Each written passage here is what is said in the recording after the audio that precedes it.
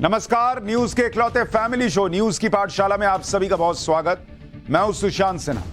ये वो पाठशाला जहां सबकी क्लास लगती है। सबसे पहले आपको बता देता हूं कि आज पाठशाला में कौन कौन सा चैप्टर लेकर आया हूं और किस किस की क्लास लगेगी। चंद्रयान ने चांद की सबसे नई लेटेस्ट तस्वीरें भेजी हैं और आप हैरान रह जाएंगे इन तस्वीरों को देखकर। तो जरा इंतजार कीजिए और देखिए कि चंद्रयान ने अब क्या भेजा है।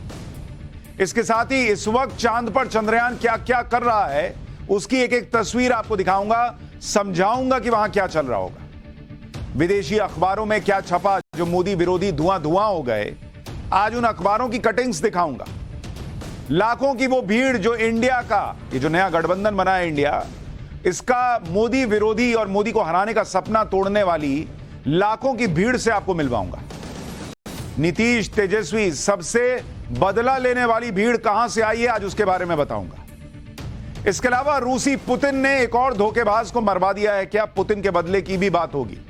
पुतिन को धोखा देने वाला हर चेहरा दर्दनाक मौत ही कैसे मरता है, पुतिन का ट्रैक रिकॉर्ड क्या है, आज इसके किस्से सुनाऊंगा तो आपकी रूह कांप जाएगी। और हिमाचल प्रदेश बचेगा भी या नहीं, खौफनाक तबाही की डरा देने वाली तस्वीरें आई हैं। जो पहाड़ टूरिस्ट स्पॉट हुआ करते थे उन्हें डेंजर जोन बनाया किसने, आज इसकी भी बात होगी। और आखिर में चीन के राष्ट्रपति की घनघोर बेइज्जती का हैरान कर देने वाला वीडियो दिखाऊंगा। लेकिन पाठशाला शुरू करने से पहले दिन भर की बड़ी खबरों का रिवीजन, उसके बाद पहला चैप्टर।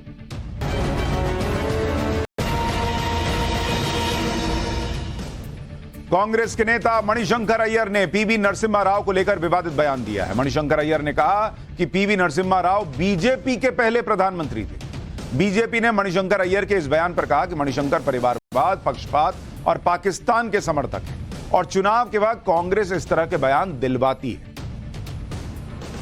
छत्तीसगढ़ में ईडी की छापेमारी से बढ़ के राज्य के सीएम भूपेश बघेल ने बीजेपी पर हमला बोला है। बघेल ने ईडी की कार्रवाई को आने वाले विधानसभा चुनाव में बीजेपी की हार की घबराहट बताया और कहा कि चुनाव नजदीक आया है, इसलिए बीजेपी छापे पड़वा रही है। एक दिन पहले ईडी ने सीएम बघेल के राजनीतिक सलाहकार विनोद वर्मा और ओएसडी के ठिकानों पर छापे मारे थे। भारतीय कुश्ती संघ को यूनाइटेड वर्ल्ड रेसलिंग ने सस्पेंड कर दिया है। समय पर चुनाव नहीं कराने की वजह से भारतीय कुश्ती संघ को सस्पेंड किया गया। यूनाइटेड वर्ल्ड रेसलिंग ने 15 जुलाई तक चुनाव कराने के लिए कहा था। इस साल की शुरुआत में भारतीय कुश्ती संघ के अध्यक्ष बृजभूषण शरण सिंह पर महिला पहलवानों ने यौन शोषण के आरोप लगाए। उसके बाद से विवाद चल रहा था, जिसकी वजह से अध्यक्ष पद के लिए चुनाव नहीं हो पाया। लखनऊ के चारबाग रेलवे स्टेशन पर हैरान कर देने वाली घटना हुई। उत्तर प्रदेश के पशुधन मंत्री धर्मपाल सिंह ने रेलवे स्टेशन के प्लेटफॉर्म तक अपनी कार चढ़ा दी। दरअसल मंत्री धर्मपाल को लखनऊ के बरेली के लिए ट्रेन पकड़नी थी, लेकिन उनको स्टेशन पहुंचने में देर हो गई। उसके बाद ट्रेन पकड़ने के लिए मंत्री जी गाड़ी प्लेटफॉर्म पे लेके चले गए। हरियाणा के नूह में हिंसा के मामले में पुलिस का एक्शन जारी है। पुलिस ने आज एक मुठभेड़ में दंगों के आरोपी ओसामा को गिरफ्तार किया। मुठभेड़ के दौरान ओसामा के पैर में गोली लगी है। इधर नूह में पुलिस के एक्शन के खिलाफ आज दिल्ली की जामिया यूनिवर्सिटी में प्रदर्शन हुआ। प्रदर्शन में शामिल लोगों ने एक समुदाय के लोगों को टारगेट करने का आरोप लगाया और मोनू मानेसर की गिरफ्तारी की मांग की। और ये हो गया दिन भर का रिवीजन। अब पाठशाला की पहली क्लास, और इसमें चंद्रयान ने चांद की जो सबसे लेटेस्ट तस्वीर भेजी है, आज आपको वो दिखाने वाला हूं जिसे देखकर आप हैरान रह जाएंगे। इस वक्त चांद पर चंद्रयान क्या कर रहा है उसकी एक एक तस्वीर दिखाऊंगा और बताऊंगा कि विदेशी अखबारों में ऐसा क्या छपा जो मोदी विरोधी धुआं धुआं हो गया।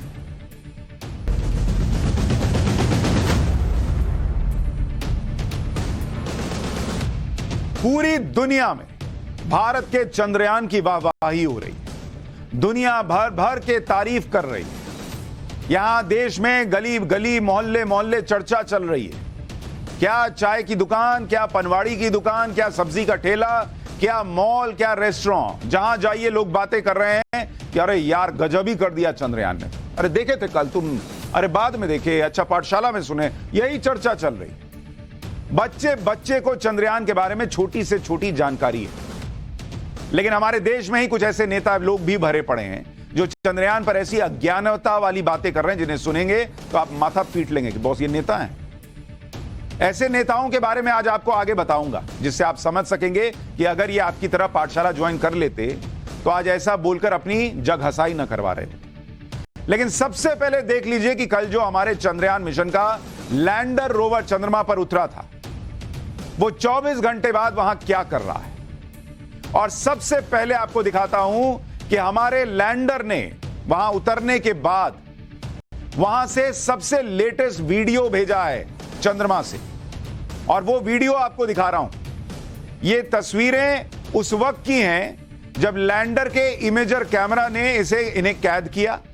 इसमें चंद्रमा की सतह दिखाई दे रही है और चंद्रमा की सतह के करीब जाता हुआ ये लैंडर दिख रहा है। ये तस्वीरें उस वक्त रिकॉर्ड हुई जब लैंडर उतर रहा था, और आप देखिए उस वक्त कितनी तेजी से वो नीचे उतर रहा है और किस तरह से वहां पर तस्वीरें दिख रही हैं। हैरान कर देने वाली ये तस्वीरें हैं कि कितना मुश्किल काम चंद्रयान ने किया है। ये तस्वीर देखकर लोगों को समझ में आएगा। अच्छा, जैसे घर में माँ बाप नहीं बोलते हैं कि अच्छा जाओगे तो वहां से एक फोटो भेजना बेटा, देखेंगे कैसा लग रहा है, तो वैसे ही उसको चंद्रयान को भी बोला गया था कि जाओगे तो बेटा भेजना जरा तस्वीर, देखेंगे कैसा लग रहा है। तो वहां उसने पहुंचते ही, क्योंकि वहां पे धूल आंधी उड़ रही थी, माहौल ऐसा था नहीं कि बाहर अभी रोवर निकलता, तो उसके पहले जो है उसने तस्वीर भेजी कि जब देखिए मैं उतरा तब क्या हुआ। तो ये लेटेस्ट तस्वीर चंद्रयान की आई है, अभी से बस कुछ मिनट पहले आई है, जिसमें चंद्रमा की सतह दिख रही है और कितनी तेजी से लैंडर जो है वो उतर रहा है वो नजर आ रहा है। चंद्रमा से जो वीडियो भेजा गया है उसके साथ ही इसरो ने चंद्रमा पर उतरने वाले लैंडर के 4 साथियों की भी जानकारी भेजी है। यह ट्वीट किया चंद्रयान ने, चंद्रयान के बारे में इसरो ने ट्वीट किया और उसमें बताया गया है कि लैंडर के 4 साथी हैं जो बिल्कुल ठीक से काम कर रहे हैं। ये 4 साथी कौन है चंद्रयान के, उसके बारे में भी आपको बता देता हूं। चंद्रयान के 4 साथी, और ये 4 साथी कौन है भाई? एक का नाम है इल्सा, ILSA। हिल्सा मछली नहीं भाई, इल्सा नाम है। एक है रंबा, आपने सुना था ना भारतीय संस्कृति में मेनका रंभा, तो ऐसे ही एक रंबा भी है जो चंद्रयान की दोस्त है। एक है, इसको बड़ा लिखना पड़ेगा, चेस्टे, चेस्ट नहीं चेस्टे। और चौथे साथी का नाम है शेप। ये 4 जो हैं, ये चारों जो हैं ये चंद्रयान के साथी।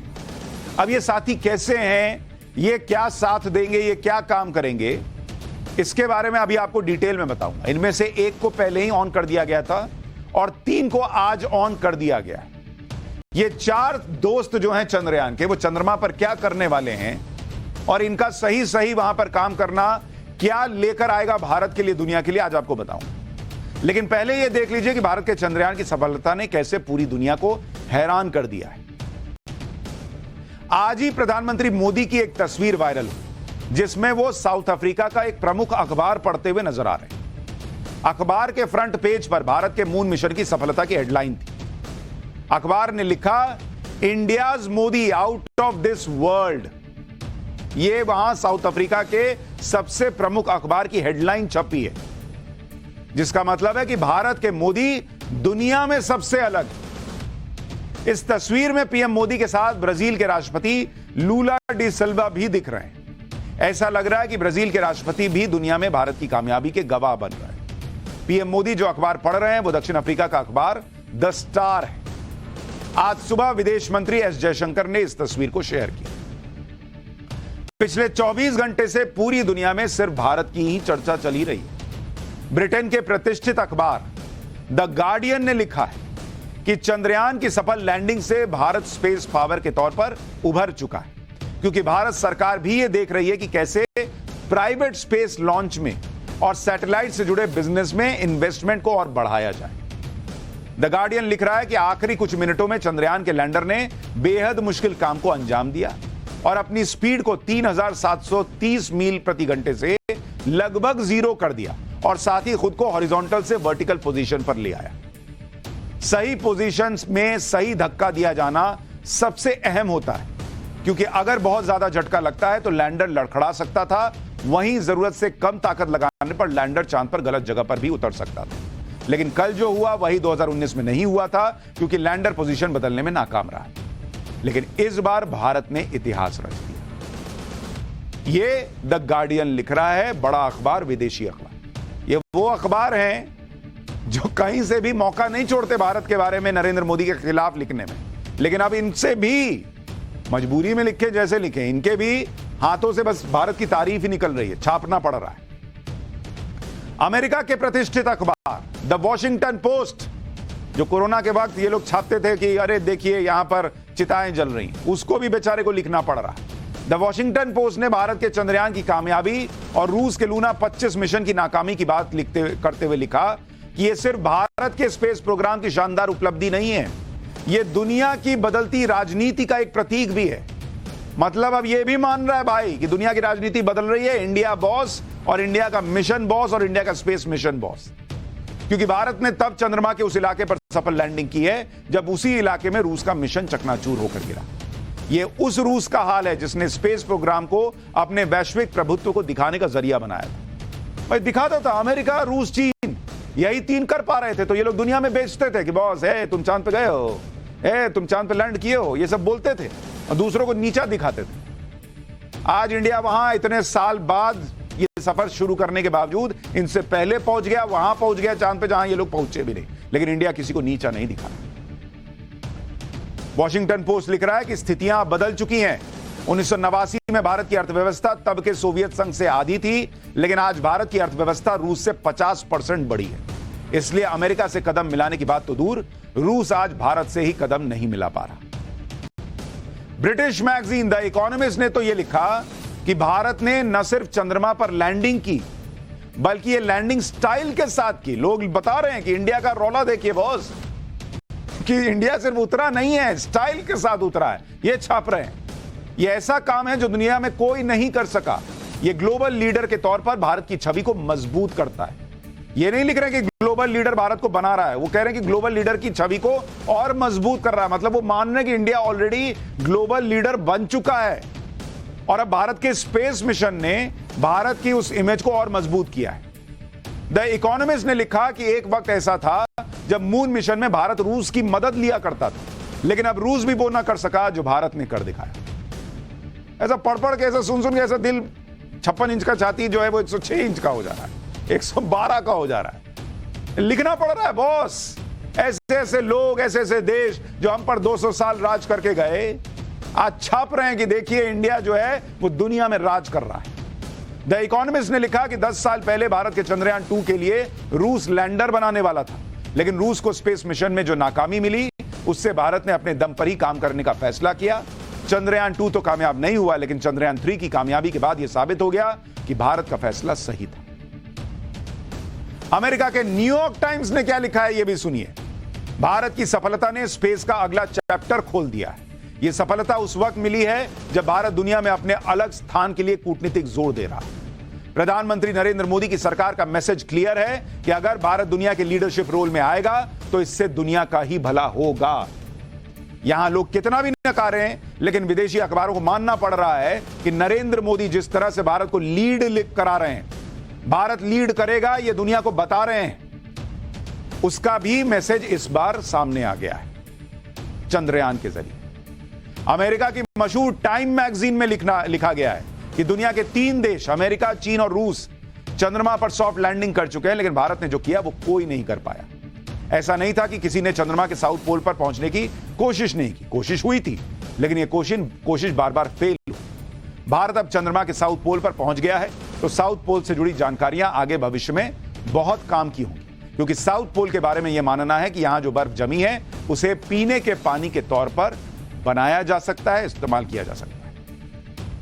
इसके अलावा इससे सांस लेने के लिए ऑक्सीजन भी बनाई जा सकती है और हाइड्रोजन ऑक्सीजन से रॉकेट फ्यूल भी तैयार किया जा सकता है, जिसके बारे में मैंने आपको बताया था कि अगर ये रॉकेट फ्यूल बनाने की व्यवस्था मिल गई तो कल को हो सकता है कि चांद जो है वहां जो है लोग जो है वो स्टॉप ओवर के लिए जाएं कि भाई कहीं दूर किसी ग्रह पे जाना है तो चांद पे उतरे, वहां फ्यूल भराए, फिर आगे बढ़े। जो मैंने आपको बताया था वही टाइम मैगजीन में छप रहा है। टाइम मैगजीन ने लिखा कि चंद्रमा के लिए जो रेस 60 और 70 के दशक में शुरू हुई थी, उसके बाद अब एक दूसरी रेस शुरू हो गई है और इसमें भारत बहुत बड़ी शक्ति बन चुका है। यानी बॉस लाइन क्लियर है कि दुनिया भारत को सलाम ठोक रही है और दुनिया उसी को सलाम ठोकती है बॉस, जो ऊपर बढ़ रहा होता है। ये वो भारत है ही नहीं पुराना वाला, जो कंधे से कंधा मिलाकर, नजरें से नजरें मिलाकर बात कर रहा है। ये नया भारत है, और न सिर्फ बात कर रहा है बल्कि लीड कर रहा है। आज पूरी दुनिया की नजर इसरो पर है। हर कोई भारत के वैज्ञानिकों की चर्चा यूं ही नहीं कर रहा है, उनकी तारीफ कर रहा है, भारतीय नेतृत्व की तारीफ कर रहा है।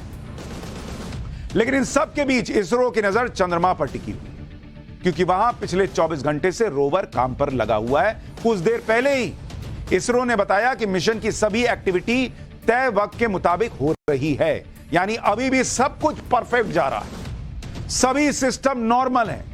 यानी जिस काम के लिए वहां उतरा है चंद्रयान, वो काम 100% करेगा, इसकी गारंटी अभी तक बनी हुई है। विक्रम लैंडर के सभी हिस्से सही तरीके से काम कर रहे हैं, इसरो ने बताया। प्रज्ञान रोवर के चलने की प्रक्रिया शुरू हो गई है और अच्छे से चल रही है, यानी भारत के कदम चांद पर पड़ चुके हैं। अब आपको बताता हूं, जो अभी मैंने आपको 4 नाम बताए, लैंडर के 4 साथी, जिसका अभी मैंने जिक्र किया था, ये कौन है, ये करेंगे क्या।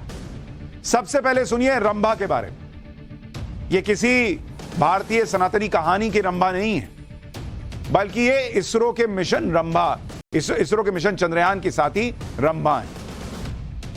अब रंभा जी करेंगी क्या, उससे पहले सुनिए रंभा का मतलब क्या। नाम ऐसे ही रंभा नहीं रखा गया। रंभा में आर का मतलब है रेडियो, ए का मतलब anatomy of moon bound hyper sensitive ionosphere and atmosphere, ये पूरा फुल फॉर्म है रंभा का। तो ये जो अपनी रंभा दीदी हैं, ये चांद के दोनों पोल यानी नॉर्थ और साउथ पोल को जब भी वैज्ञानिक दूरबीन से देखते हैं तो उनको क्या है, कुछ चमकती हुई चीज नजर आती है। इसको प्लाज्मा या गर्म और तेजी से चलती हुई गैस के तौर पर लोग जानते हैं, जो कि चंद्रमा के दोनों पोल पर घूमती रहती है। पृथ्वी पर यह प्लाज्मा इंसानों और इलेक्ट्रॉनिक डिवाइस के लिए भी हानिकारक होती है। इलेक्ट्रॉनिक डिवाइस में जो चिप लगे होते हैं वो भी प्लाज्मा के संपर्क में आके खराब हो जाते हैं। क्योंकि चंद्रमा के साउथ पोल पर अब तक कोई गया ही नहीं, इस वजह से किसी को यह पता नहीं कि वहां पर जो ये आप कह लीजिए कि गर्म गैस है या प्लाज्मा है, ये कितनी हानिकारक है, ये किसी को नहीं पता। तो अपनी जो रंभा दीदी गई हैं चंद्रयान भाई के साथ, वो ये पता लगाएंगी कि साउथ पोल पर मौजूद ये जो गर्म गैस है प्लाज्मा, इंसानों और इलेक्ट्रॉनिक डिवाइस के लिए कितनी खतरनाक है। तो कल को अगर यह तय किया जाए कि भाई रंभा जी दीदी ने जानकारी दे दी, ये तस्वीर भी है रंभा दीदी की, जरा दिखाइए, वो भी आपको दिखाता हूं कि वहां पे दीदी काम कैसे कर रही हैं, तो आपको पता चल जाएगा कि भाई आपको अगर चांद पर साउथ पोल पर आपको कहना है कि हम जाएंगे वहां पर जो है वो देखेंगे कि किस तरह से काम हो रहा है, नहीं हो रहा है, तो उसमें इंसान जाएगा तो जिंदा रहेगा कि नहीं रहेगा। गर्म गैस जो है वो इंसान को बचने देगी नहीं देगी, वहां पर इक्विपमेंट बचने देगी नहीं देगी, यही सब रंभा दीदी बचाएंगी। तो इसमें अगर आप देखेंगे, ये जो आप देखिए हिस्सा देख रहे हैं रंभा एलपी पेलोड, ये आपका लैंडर है और इसी के अंदर जो है आपको लैंडर हॉरिजॉन्टल वेलोसिटी कैमरा वगैरह लगा हुआ है। तो अगर आप ये देखेंगे कि यहां पर ये रंभा पेलोड जो है वो मौजूद है। लैंडर का दूसरा साथी इल्सा, यानी instrument for lunar seismic activity. अब ये क्या बला है भाई, वो भी आपको बताता हूं। ये चंद्रमा पर आने वाले भूकंप के बारे में बताएगा। वो ये भी बताएगा कि चंद्रमा की जमीन कितनी स्थिर है और चंद्रमा के अलग अलग लेयर किस तरह से वाइब्रेट करते हैं। अब आप कल को चले गए, पता चला चांद पे तो भूकंप आया, वहां कहां छुपिएगा। तो अपना इल्सा भाई जो है वो बताएगा कि वहां पर भूकंप आता है कि नहीं आता। लैंडर का तीसरा साथी है चेस्टे, यानी Chandra's surface thermo physical experiment. चंद्रमा के साउथ पोल पर मौजूद प्लाज्मा यानी गर्म गैस और उसके वाइब्रेशन के अलावा वैज्ञानिकों को चंद्रमा की सतह और वहां के तापमान की भी तो सटीक जानकारी नहीं है। कोई गया ही नहीं साउथ पोल पे, तो कैसे पता चलेगा क्या तापमान है। अभी तो अंदाजा लगा रहे हैं कि भाई वहां पर सूरज की रोशनी नहीं पड़ती तो इतना टेम्परेचर होगा। ये उपकरण वहां की जमीन और वातावरण के तापमान की सटीक जानकारी देंगे, ताकि अगली बार कभी मैन मिशन भेजना हो साउथ पोल पर तो आपको पता रहे कि इंसान वहां पर रह भी पाएगा या नहीं, या कैसे कपड़े वगैरह पहन के जाएगा तो रह पाएगा। लैंडर का चौथा साथी शेप यानी spectropolarimetry of habitable planet earth. यह डिवाइस चांद पर आने वाली सभी तरह की रोशनी की स्टडी करेगा, उससे वो किसी दूसरे ग्रह पर मौजूद जीवन की खोज करेगा। यानी ये 4 साथी जो चंद्रयान के साथ गए हैं, ये चारों सही तरीके से काम कर रहे हैं, ये इसरो ने ट्वीट करके बता दिया है। और चारों चांद के बारे में सबसे जो अहम जानकारियां हैं जो अभी तक किसी के पास नहीं, वो देने वाले हैं। कल जैसे ही चंद्रयान 3 ने चंद्रमा पर सॉफ्ट लैंडिंग की तो दुनिया भर से बधाइयां आने लगी। लोग जश्न मना रहे थे और उन्हें लग रहा था कि मिशन पूरा हो चुका है। कल इसरो के वैज्ञानिकों ने भी जश्न मनाया, लेकिन आप यह समझिए कि अभी उनका काम पूरा नहीं हुआ है। अभी उनके लिए पार्टी टाइम शुरू नहीं हुआ है, क्योंकि मिशन चंद्रयान का दूसरा और सबसे अहम फेज अब जाकर शुरू हुआ। चंद्रमा पर लैंडिंग के साथ ही चंद्रयान हर मिनट जो कुछ भी खोज रहा है वो किसी कोहिनूर से कम नहीं। इसलिए चंद्रयान हर मिनट जो कुछ भी डेटा भेज रहा है उस पर इसरो के वैज्ञानिकों की नजर बारीकी से जमी हुई है। और यह सिलसिला अगले 14 दिन तक चलेगा। आपको बताता हूं कि अगले 13 दिन तक चंद्रयान कौन कौन से बड़े खोज करेगा, यह भी जानिए। पृथ्वी जैसे ग्रहों की खोज करने का काम भी करेगा। जैसा मैंने आपको बताया था कि चंद्रयान में शेप नाम का डिवाइस लगा हुआ है। इस डिवाइस से पता लगेगा कि क्या गैलेक्सी में किसी और ग्रह पर जीवन है या नहीं। जिन ग्रहों पर जीवन होता है उससे निकलने वाली रोशनी बाकी निर्जीव ग्रहों से बिल्कुल अलग होती है। जैसे कि पृथ्वी से निकलने वाली रोशनी बुध ग्रह से बिल्कुल अलग होगी। शेप नाम का यह डिवाइस इसी अंतर का पता लगाएगा और इससे यह क्लियर होगा कि क्या आसपास के किसी ग्रह पर जीवन है या नहीं है। चंद्रमा की मिट्टी में क्या है, प्रज्ञान रोवर चंद्रमा की मिट्टी की एनालिसिस करेगा और कर रहा है भाई, लग गया, वो काम में लगा हुआ है। उसमें मौजूद मिनरल्स का पता लगाएगा और यह भी पता करेगा कि चंद्रमा लगभग कितने साल पुराना है। चांद पर चमकती चीज का पता लगाएगा। चंद्रयान 3 में अपनी जो रंभा दीदी गई हैं उसकी मदद से यह पता चलेगा कि चांद की सतह इंसानों के लिए और मशीन के लिए कितनी खतरनाक है। चांद के वाइब्रेशंस के बारे में जानकारी मिलेगी, जिसके बारे में मैं भी आपको बता रहा था। माना यह जाता है कि चंद्रमा पृथ्वी की तुलना में 1000 गुना ज्यादा वाइब्रेट करता है। चंद्रयान यह पता लगाएगा कि चंद्रमा के वाइब्रेशन इतनी ज्यादा क्यों है, इतना क्यों कांपता है भाई। अब आपने देखा होगा किसी का एक भाई का हाथ इतना कांपता है, किसी का ऐसे कांप रहा है, वो बीमारी है क्या, लोग पूछते हैं ना। तो वैसे ही पृथ्वी अपनी कब कांप रही है आपको पता भी नहीं चलता। कभी बहुत तेज भूकंप आया तो पता चलता, लेकिन चांद 1000 गुना ज्यादा कांपता है। तो ऐसा क्यों होता है? इस पर चंद्रमा पर अगर इंसानी बस्ती बसाने की बात होगी तो किसी भी ठोस स्ट्रक्चर को कितना फ्लेक्सिबल और एंटी सेस्मिक बनाना होगा, यह सब पता चल जाएगा। अरे जबरदस्त काम चल रहा है बॉस वहां पे। अभी तो दुनिया उतरने पे सलाम ठोक रही है। अभी तो वहां से जब डेटा आएगा ना तो ये लोग गिर जाएंगे पैर में कि हमको भी दो, हमको भी दो। लेकिन दुनिया सलाम ठोक रही। हमारे यहां हमारे यहां के कुछ नेता क्या कर रहे हैं वो आप देखेंगे तो आप माथा ठोक लेंगे। पाठशाला में जिनकी भी कोई अटेंडेंस मिस नहीं होती, वो किसी भी सब्जेक्ट पर छोटी छोटी बात भी आसानी से समझ सकते हैं। इसीलिए ना पब्लिक देख रही है पाठशाला। इतने लोग यहां एडमिशन क्यों लिए? क्योंकि उनको लगता है अरे यार आसान भाषा में बात समझ में आ जाती है। जैसे हमने आपको चंद्रयान के बारे में समझाया, अगर क्लास अटेंड नहीं करेंगे तो वैसी ही बातें होंगी जैसा कि कुछ नेता कल से कर रहा है। ऐसे ही नेताओं के बारे में आपको सुनना चाहिए। इनमें एक नाम लालू यादव के बेटे तेज प्रताप यादव का है, जो बिहार के पर्यावरण मंत्री हैं। उन्होंने चंद्रयान पर यह बता दिया कि वो तो मौसम का हाल देखेगा और अलग अलग ग्रहों की जानकारी लेगा। सुनिए एक बार तेज प्रताप जी को।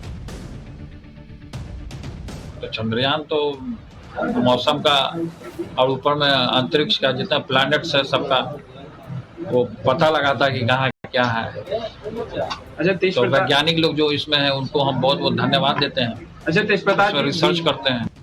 तो चंद्रयान तो मौसम का और ऊपर में अंतरिक्ष का जितना प्लैनेट्स है सबका वो पता लगाता है कि कहाँ क्या है। अच्छा, तो वैज्ञानिक लोग जो इसमें है उनको हम बहुत बहुत धन्यवाद देते हैं। अच्छा, तेज प्रताप रिसर्च करते हैं। अब आप समझ जाइए, तेज प्रताप जी बता रहे हैं चंद्रयान क्या करेगा। सब ग्रह के बारे में पता लगाएगा, कहां ग्रह है। तेज प्रताप जी की तो बात अलग है। आप बिहार के मुख्यमंत्री जी को ही देख लीजिए। नीतीश कुमार से जब चंद्रयान की लैंडिंग पर कल सवाल पूछा गया तो बगल में मंत्री के कान में फुसफुसा कर जानकारी देनी पड़ी। फिर नीतीश कुमार ने कहा कि अच्छा, अच्छी बात है, होना चाहिए। एक बार नीतीश जी को भी देख लीजिए। सर सर आज चंद्रयान की लैंडिंग है, आज चंद्रयान की लैंडिंग होने जा रही है।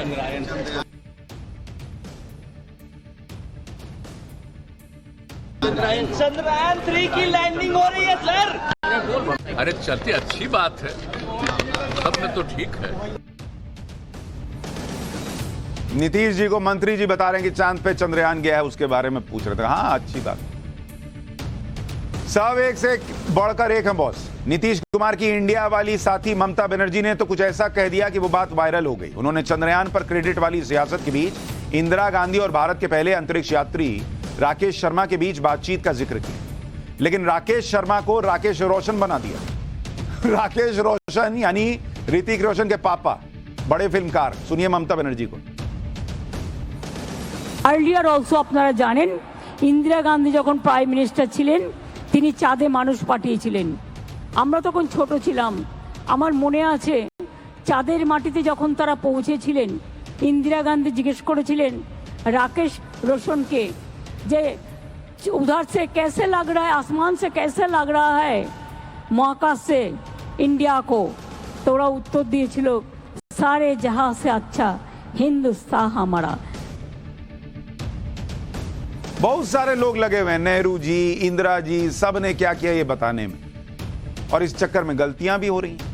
राकेश शर्मा और राकेश रोशन में सिर्फ उनका पहला नाम ही कॉमन है। बाकी तो ज्यादातर लोग जानते होंगे कि राकेश शर्मा जो हैं वो भारत के पहले अंतरिक्ष यात्री थे और राकेश रोशन एक फिल्मकार हैं। दोनों की तस्वीर भी देख लीजिए ताकि आप कल को कंफ्यूज ना हो जाएं। राकेश शर्मा 3 अप्रैल 1984 को सोवियत संघ के रॉकेट सोयूज T-11 से अंतरिक्ष में गए थे। उनके साथ 2 रूसी अंतरिक्ष यात्री थे और इन लोगों ने करीब 8 दिन अंतरिक्ष में बिताए। और दूसरे वाले राकेश रोशन हैं, ऋतिक रोशन के पापा। अब ऋतिक रोशन को एक फिल्म में जादू मिल गया था, वो एलियन आया था ना जादू, लेकिन इसका मतलब थोड़ी कि राकेश रोशन गए थे अंतरिक्ष में लेके आए थे। लेकिन हमारे यहां ऐसे भी नेता हैं जो राकेश शर्मा और राकेश रोशन में फर्क नहीं कर पाते। इसी तरह से राजस्थान के एक मंत्री ने तो ऐसी बात कर दी जिस पर किसी को भी हंसी आ जाए। उन्होंने चंद्रयान के यात्रियों को बधाई दे डाली, जबकि चंद्रयान में कोई यात्री गया ही नहीं है, लैंडर और रोवर ही भेजे गए। एक बार राजस्थान के मंत्री जी को सुनिए। ये बधाई है हर देशवासी के लिए, बड़े गर्व की बात है कि चांद पर पहुंचने में हम कामयाब हुए और सेफ लैंडिंग हुई। जो यात्री गए हमारे, उनको सलाम करता हूं। और हमारा देश एक कदम और साइंस में, स्पेस रिसर्च के अंदर आगे बढ़ा। सर, आप यात्रियों को जो गए ही नहीं उनको सलाम कर रहे हैं, पूरा देश आपको सलाम कर रहा है कि गजब ही कर दिए बॉस। चंद्रयान पे इन्होंने भारत के यात्री भी भेज दी। वैसे भारत बहुत जल्दी अंतरिक्ष में यात्री और इंसान भेजने वाला है।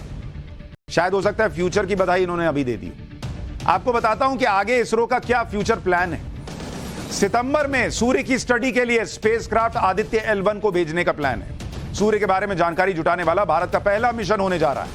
इसी साल एक्सपोजाट सैटेलाइट को भी लॉन्च किया जाएगा। यह देश का पहला सैटेलाइट होगा जो स्पेस में स्ट्रॉन्ग और खतरनाक रेज को स्टडी करेगा। पृथ्वी को सिर्फ उल्का पिंड के अलावा अलग अलग सोर्स से निकलने वाले खतरनाक रेज से भी खतरा होता है, जो कि अगर पृथ्वी पर पड़ जाएं तो पूरी दुनिया तबाह कर दें। रेज ब्लैक होल, दूसरी गैलेक्सी और तारों से निकलती है। इसी तरह अगले साल इसरो नासा के साथ मिलकर मिशन निसार लॉन्च करने जा रहा है। जलवायु परिवर्तन की निगरानी के लिए इसरो अर्थ ऑब्जर्वेशन सैटेलाइट को लॉन्च करेगा। 2024 में ही इसरो स्पेडेक्स मिशन भी लॉन्च करेगा। अंतरिक्ष में स्पेस स्टेशन बनाने से पहले 2 उपग्रहों को आपस में जोड़ने की क्षमता हासिल करना जरूरी होता है। इसी के लिए स्पेस डॉकिंग एक्सपेरिमेंट यानी स्पेडेक्स को लॉन्च किया जाएगा। इसी तरह 2024 में गगनयान मिशन भी लॉन्च होगा। 10,000 करोड़ की लागत से इस मिशन पर काम चल रहा है। इंसानों को स्पेस में भेजने का यह भारत का पहला मिशन होने जा रहा है। इसके बाद दिसंबर में 2024 में शुक्रयान लॉन्च होने जा रहा है। शुक्र ग्रह के बारे में यह जानकारी जुटाएगा। 2025 में मंगलयान 2 लॉन्च होगा।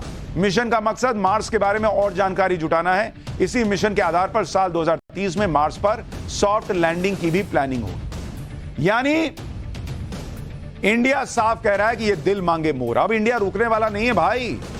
देर से रेस में आए हैं, लेकिन सबको पीछे छोड़ते चले जाना है। सबसे पहले आपको इसरो के मिशन सन यानी सूर्य के बारे में बता देता हूं। इस मिशन के लिए आदित्य L1 स्पेसक्राफ्ट को असेंबल और इंटीग्रेट किया जा चुका है।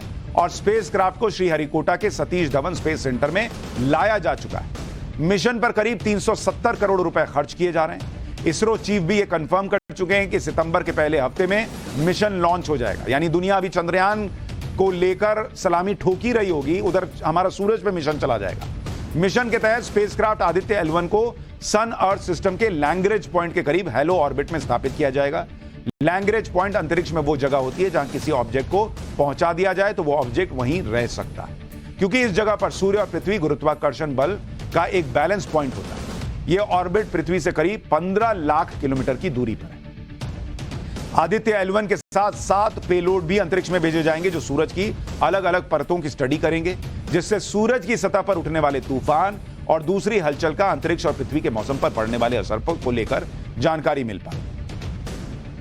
इसके अलावा मिशन जिसकी मैं बात कर रहा हूं, निसार, यह भी बहुत अहम मिशन है। इसके बारे में भी थोड़ा आपको बता देता हूं। यह मिशन इसलिए अहम है क्योंकि अभी तक भारत के पास मौसम को लेकर सटीक जानकारी उपलब्ध नहीं होती। एक तरफ जहां दूसरे देश बहुत सटीक तरीके से मौसम का अनुमान लगा लेते हैं, लेकिन अब यह भारत में भी हो पाएगा। यह मिशन जनवरी 2024 में लॉन्च किया जाएगा। निसार सैटेलाइट को नासा की लेबोरेटरी में बनाया गया, इसे लो अर्थ ऑर्बिट में स्थापित किया जाएगा। निसार 12 दिन में पूरे ग्लोब की मैपिंग करके इकोसिस्टम में बदलाव, तूफान, ज्वालामुखी, सुनामी, लैंडस्लाइड, समुद्रों के जलस्तर में बढ़ोतरी, ग्लेशियर्स के पिघलने, समुद्री तूफान, जंगलों में लगी आग से जुड़े डेटा सब दे देगा। भारतीय तटों से भी मौसम का डेटा जुटाएगा, इसके सालाना बदलाव को भी मॉनिटर करेगा। निसार यह भी देखेगा कि किस तरह से तूफान समुद्र से चलकर भारत के जमीनी भाग में ट्रैवल करता है। इसकी मॉनिटरिंग से देश भर में डिजास्टर मैनेजमेंट आसान और सटीक हो जाएगा। निसार को श्रीहरिकोटा से ही लॉन्च किया जाएगा। लेकिन इसके बीच पूरी दुनिया की नजर रहेगी भारत के गगनयान पर, जिसकी तैयारी ऑलरेडी चल रही है। संभवतः अगले महीने ही इसरो प्री गगनयान या कहें कि गगनयान का ट्रायल मिशन लॉन्च करने वाला है। इस लॉन्चिंग में मानव रहित यान को रॉकेट के जरिए अंतरिक्ष में भेजा जाएगा और टेस्टिंग की जाएगी। अगले साल के शुरुआत में गगनयान के जरिए रोबोट्स को भेजा जाएगा। इस रोबोट का नाम व्योम मित्र है, जो महिला ह्यूमनॉइड रोबोट है। यह रोबोट अभी बेंगलुरु में है। इसे best space explorer humanoid robot का खिताब मिल चुका है। मानव रहित मिशन के रिजल्ट के आधार पर आगे की तैयारी की जाएगी। गगनयान के जरिए 3 अंतरिक्ष यात्रियों को पृथ्वी से करीब 400 किलोमीटर ऊपर स्पेस में भेजा जाएगा। ये यात्री 3 दिन तक स्पेस में रहेंगे और सुरक्षित वापस लौटेंगे। मिशन में 3 अंतरिक्ष यात्री भेजे जाएंगे, जिसमें से 2 पुरुष और 1 महिला होंगी। गगनयान इसरो के 3 अंतरिक्ष मिशन का एक ग्रुप है। इसमें 2 अभियान मानव रहित, जबकि तीसरे में मानव को भी अंतरिक्ष में भेजा जाएगा। गगनयान मिशन के लिए LVM-3 रॉकेट को चुन लिया गया है, जो इसरो का सबसे भरोसेमंद लॉन्च व्हीकल है। इसरो प्रमुख ने अपने ताजा बयान में बताया कि गगनयान मिशन अपनी प्रोग्रेस में है। सितंबर के अंत में या अक्टूबर की शुरुआत में क्रू टेस्टिंग होगी, यानी ये देखा जाएगा कि चंद्रमा पर जिन लोगों को भेजा जाएगा वो कैसे स्पेसक्राफ्ट से बाहर निकलेंगे। चांद में तो बाद में भेजेंगे, स्पेस में जिनको भेजा जाएगा। इसरो प्रमुख के मुताबिक संभवतः 2025 में भारत अपना पहला मैन्ड मिशन लॉन्च करेगा। अगर इसरो इस मिशन में सफल रहता है तो अमेरिका, रूस और चीन जैसे चुनिंदा देशों में भारत भी शामिल हो जाएगा कि इसके पहले इन्होंने ही मैन्ड मिशन भेजा है। तो भारत नई ऊंचाइयां छू रहा है, हर परीक्षा पास कर रहा है और दुनिया सलाम ठोक रही है। लेकिन पाठशाला में अब उन लाखों की भीड़ का चैप्टर जो इंडिया का मोदी को हराने का सपना तोड़ने के लिए एक तरह से तैयार हो। नीतीश, तेजस्वी, सबसे बदला लेने वाली भीड़ आ चुकी है। कौन सी भीड़ है, क्यों आई है, इसके बारे में बताता हूं।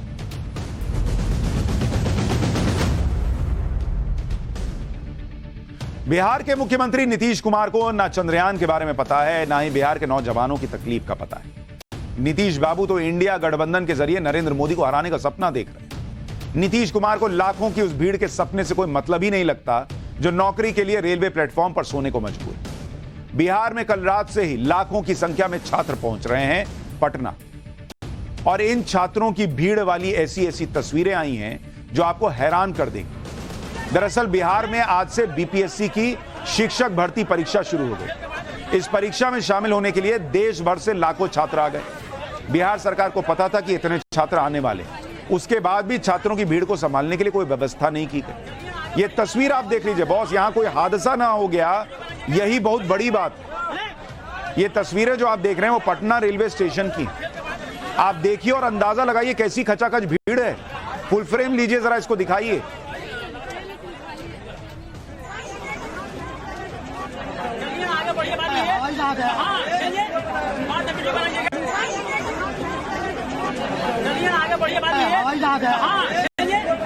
अब आप सोचिए, पैर रखने तक की जगह नहीं, इतनी भीड़ पहुंची हुई। पटना में लाखों की संख्या में परीक्षा देने के लिए छात्र पहुंचे, लेकिन यहां पहुंचने पर उन्हें पता चला कि किसी तरह की कोई व्यवस्था ही नहीं है। होटल जाएं तो वहां कोई रूम खाली नहीं, धर्मशाला जाएं तो वहां कोई जगह नहीं। मजबूरी में इन लोगों को रेलवे प्लेटफॉर्म पर ही रात गुजारनी पड़ी। इनमें हजारों लड़कियां और महिलाएं भी हैं जो बिहार के अलग अलग शहरों से नौकरी का सपना लेकर आई। पहले सुनिए इनका क्या कहना है, फिर आगे की कहानी तो मैं बताऊंगा। दिक्कत तो देख ही रहे हैं सर आप, बाजार में चलने का जगह नहीं है तो रहने का जगह कहाँ से होगा। सड़क पर जस्ट रात ही आ गए थे, वहाँ रात ही आए हैं। रुके यहाँ पे? रुके हैं, स्टेशन पे रुके हुए हैं। स्टेशन जी। होटल का कमरा मिल नहीं रहा? नहीं मिल रहा है। परेशानी बहुत ज़्यादा है, समझे ना। परेशानी बहुत ज़्यादा है। सरकार का जो रवैया है वो बहुत घिनौनापूर्ण रवैया है। इसका जवाब हम लोग 2025 से 24 में जरूर देंगे नीतीश कुमार को जो है सो। बहुत भीड़ भाड़ है, एक आने में भीड़ है, होटल में रूम नहीं मिल रही है, ढेर सारी परेशानियां हो रही है। 3 दिन की एग्जाम है, आज है, कल है, परसों है। कैंडिडेट सभी लेडीज लोग जो हैं, सभी महिलाओं का खासकर पटना सेंटर दिया गया है।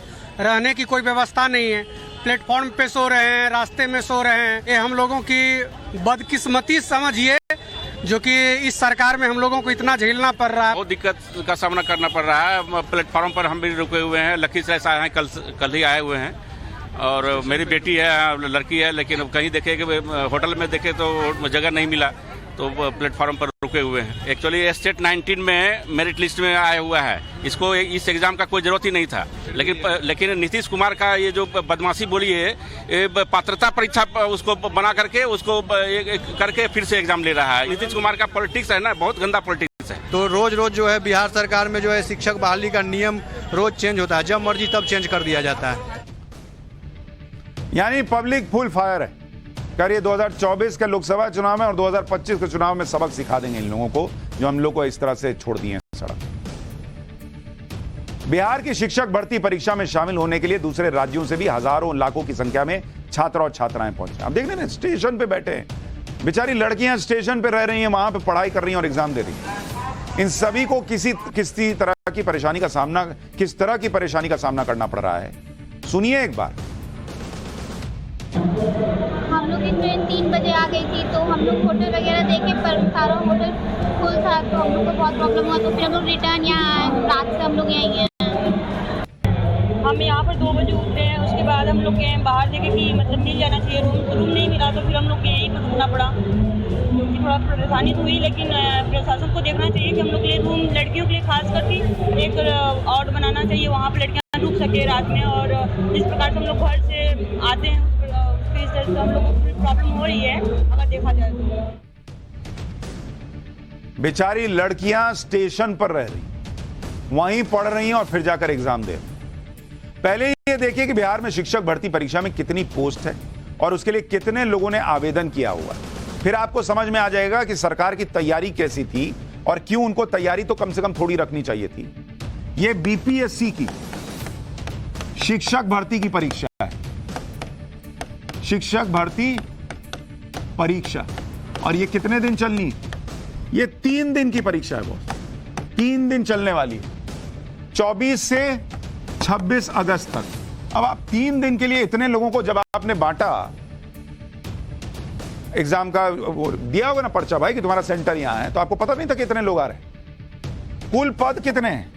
कुल पद जो हैं 1,70,000 पद है, 70,461 पद। और कैंडिडेट कितने? सुनिए, जिन्होंने पर्चा भरा है, जिन्होंने फॉर्म भरा कि हम एग्जाम देंगे, 8,15,000 कैंडिडेट हैं। 8,15,000 लोगों को आप परीक्षा के लिए बुला रहे हैं, उसका कोई इंतजाम नहीं होना चाहिए। कहां रहेंगे ये लोग बॉस? और दूसरे राज्यों के कैंडिडेट जो दूसरे राज्य से आए, दूसरे राज्य के कैंडिडेट, दूसरे राज्य से करीब जो है 3 लाख और 10,000 कैंडिडेट आए हुए हैं। सोच रहे हैं आप, 3,10,000 लोग दूसरे राज्य से आए। बिहार के छात्रों और शिक्षकों को इस बात से भी नाराजगी है कि सरकार ने डोमिसाइल नीति में बदलाव किया, जिसकी वजह से दूसरे राज्यों के लोग भी बिहार में शिक्षक बन सकते हैं। बिहार सरकार ने 27 जून 2023 को Bihar state school teacher rules में बदलाव कर दिया। बदलाव के बाद अब देश के किसी भी राज्य का नागरिक बिहार की शिक्षक भर्ती में शामिल हो सकता है। पहले प्रावधान यह था कि सिर्फ बिहार के नागरिक ही शिक्षक भर्ती परीक्षा दे सकते थे। बिहार सरकार ने डोमिसाइल नीति में बदलाव क्यों किया, इसके पीछे की बड़ी वजह भी आपको बताता हूं। डोमिसाइल नीति में बदलाव के बाद बिहार के शिक्षा मंत्री ने कहा था कि इस फैसले से देश के दूसरे राज्यों के टैलेंटेड लोग बिहार में शिक्षक बन सकेंगे। इससे बिहार में शिक्षा की गुणवत्ता बढ़ेगी। विज्ञान, गणित, केमिस्ट्री, फिजिक्स और अंग्रेजी के लिए सक्षम शिक्षक मिल ही नहीं पा रहे थे। इतने साल से बिहार में इनकी सत्ता है नीतीश कुमार की, इनको ढंग से पढ़ाने वाला शिक्षक ही नहीं मिल पा रहा। इस वजह से बहुत से पद खाली रह जाते थे। यानी बिहार के शिक्षा मंत्री के मुताबिक बिहार में उतने सक्षम टीचर नहीं है।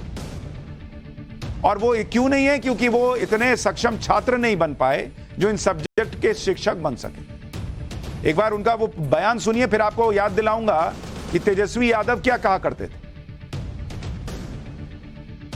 और देश के विभिन्न राज्यों के जो टैलेंटेड छात्र हैं, बेरोजगार हैं, इसमें भाग लेंगे। हमारे लोगों के लिए एक समस्या जरूर है सामने कि साइंस में, खास करके मैथ में, केमिस्ट्री में, फिजिक्स में, अंग्रेजी में इस तरह के कॉम्पिटेंट छात्र बहुत नहीं मिल पाते हैं, सीट खाली रह जाती है। इसके लिए क्या किया?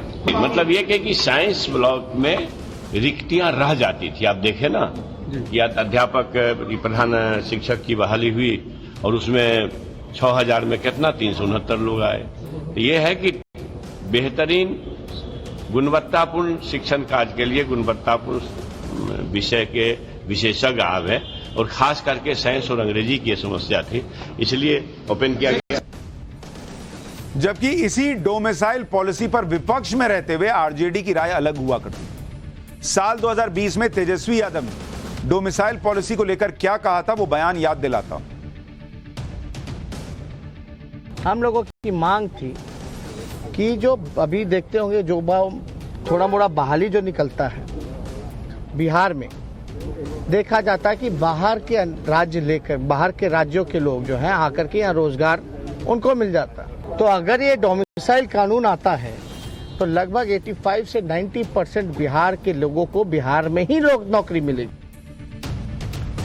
यानी 3 साल पहले तेजस्वी यादव बिहार में बाहरी लोगों को नौकरी मिले इसके खिलाफ थे, लेकिन सत्ता में आने के बाद उनकी सरकार ने डोमिसाइल नीति में बदलाव कर दिया, जिससे दूसरे राज्यों के कैंडिडेट बिहार में एग्जाम दे सकते हैं। इसके अलावा तेजस्वी यादव ने और भी कई वादे किए थे। तेजस्वी यादव ने 2020 में खुले मंच से ऐलान किया था कि सरकार बनने पर पहली कैबिनेट बैठक में 10 लाख रोजगार दे देंगे। पहली कैबिनेट बैठक। भर्ती परीक्षा के फॉर्म को निःशुल्क करेंगे।